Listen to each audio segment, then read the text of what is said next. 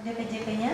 Di sini kita melihat dari leseran kasus Dr. Ayu dulu. Dari kasus Dr. Ayu kita melihat kronologis kasusnya dulu. Ini terjadi pada tahun 2010, di mana pada tahun 2010 itu terjadi kasus meninggalnya seorang pasien Julia Francisca Mekete. Di sini pada bulan April. Lalu pada bulan Juni tahun 2010 itu pada kasus yang terjadi Dr. Ayu dan rekannya, ada 3 orang rekannya itu posisinya adalah masih residen. Nah, di sini pada kasus meninggalnya pada bulan April, pada bulan Juni 2010 itu keluar SP3. Di SP3 ini yang dikeluarkan oleh penyidik Polri Manado itu membebaskan bahwa Profesor atau Profesor X dalam hal ini DPJP dari Dr. Ayu dan rekan-rekannya itu di SP3 kan kasusnya tidak terlibat dalam pertanggungjawaban terhadap Dr. Ayu sebagai residen pada saat itu. Nah, pada bulan Februari 2011 di sini terjadi sidang MKEK Manado, dan di sana dinyatakan memang dalam sidang MKEK tersebut Dr. Ayu dan rekan-rekannya tidak terbukti melakukan malpraktek medis. Sementara pada bergulir kasus tersebut pada September 2011 dapat putusan dari Pengadilan Manado tingkat pertama, di mana di sini dikatakan bahwa Dr. Ayu tersebut tidak bersalah. Namun keluarga dari korban tidak terima dengan putusan pengadilan ini, melakukan banding yaitu ke Mahkamah Agung pada tahun 2012, di mana putusan untuk banding atau kasasi ini dikabulkan di tingkat Mahkamah Agung, dan putusan ini agak bertolak belakang dengan putusan tingkat pertama, di mana di sini dinyatakan pada putusan tingkat kasasi adalah Dr. Ayu pada tahun 2012 Dr. Ayu bersalah.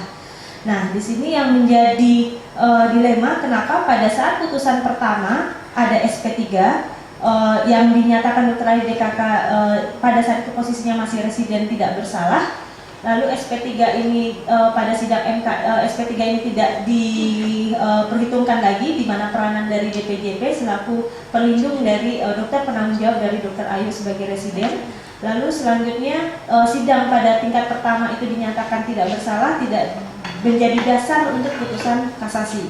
Nah, dari kasus ini kita melihat bahwa dasar hukum pengaturan residen itu ada beberapa peraturan yang terkait, yaitu mulai dari undang-undang sampai dengan peraturan Menteri Kesehatannya.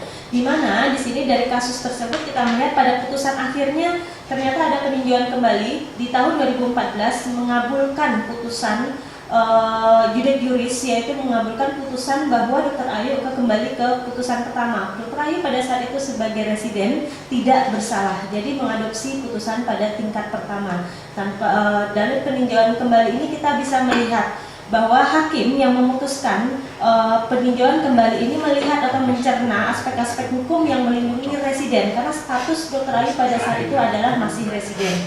Nah, dari kasus itu kita berkaca bahwa apa saja aspek-aspek hukum yang mengatur atau melindungi atau perlindungan terhadap residen dan DPJP tersebut, sejauh mana kewenangan yang dimiliki oleh residen dan DPJP. Ini adalah dasar-dasar hukum yang terkait dalam pengaturan residen. Kita melihat dari undang-undang di sini. Di dalam pasal 23 ayat 3 dan pasal 42 Undang-Undang 36 tahun 2009 itu jelas mengatur mengenai pengaturan tentang setiap tenaga kesehatan atau tenaga medis itu harus memiliki izin. Dan dalam pasal 36, pasal 80 ayat 1 dan ayat 2 Undang-Undang Praktek Kedokteran itu juga menyebutkan bahwa setiap dokter atau dokter gigi itu harus memiliki izin. Begitu juga dengan terkait dengan undang-undang diatur dalam pendidikan kedokteran, yaitu pasal 1, angka 6, angka 7, dan angka 8 Undang-Undang Dikdok, yaitu Undang-Undang 20 tahun 2003 menyebutkan bahwa setiap tenaga kesehatan harus memiliki izin. Nah, dari sini kita melihat izin yang bagaimana yang harus dimiliki.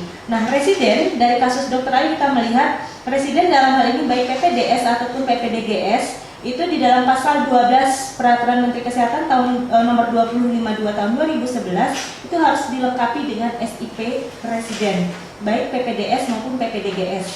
SIP itu diajukan oleh Fakultas Kedokteran itu secara kolektif, di mana rumah sakit harus dalam hal ini sebagai penerima, di mana tempat pendidikan dokter residen tersebut harus memberikan semacam clinical appointment dan clinical privilege kepada staf atau tenaga residen tersebut. Nah, tugas dari FK dalam ini Fakultas Kedokteran yaitu memberikan sertifikat kompetensi atau mengusulkan nama-nama dari residen PPDS dan PPDGS itu kepada Dinas Kesehatan tempat rumah sakit pendidikan tersebut berada. Nah, ini dipayungi semua dalam aturan PMK 2052 tahun 2011. Nah, di mana peran dari DPJP? DPJP di sini diatur jelas di dalam Permenkes tahun 2007 nomor 512 dan pasal 25 PMK nomor 2052 tahun 2011, di mana DPJP bertanggung jawab atas pelayanan medis yang dilakukan oleh residen atau peserta didiknya. Jadi semuanya ini adalah saling korelasi antara residen, DPJP, Fakultas Kedokteran dan rumah sakit serta dinas kesehatan yang memberikan SIP tersebut. Nah, dari sini kita melihat kalau terjadi pelanggaran terkait dengan aspek administrasi, perdata, dan pidana, maka gugatannya itu adalah gugatan yang saling tanggung renteng, terutama untuk gugatan perdata.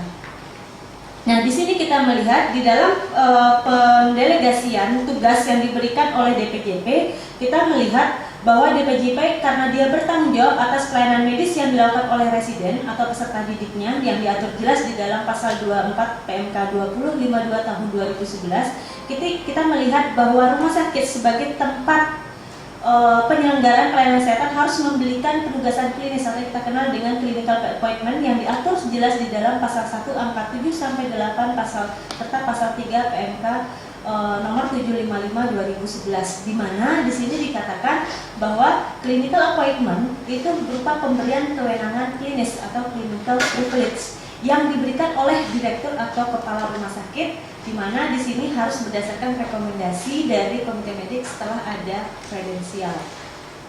Demikian yang dapat saya sampaikan. Di sini kita melihat bahwa aturan itu sangat jelas sekali. Ya, terima kasih.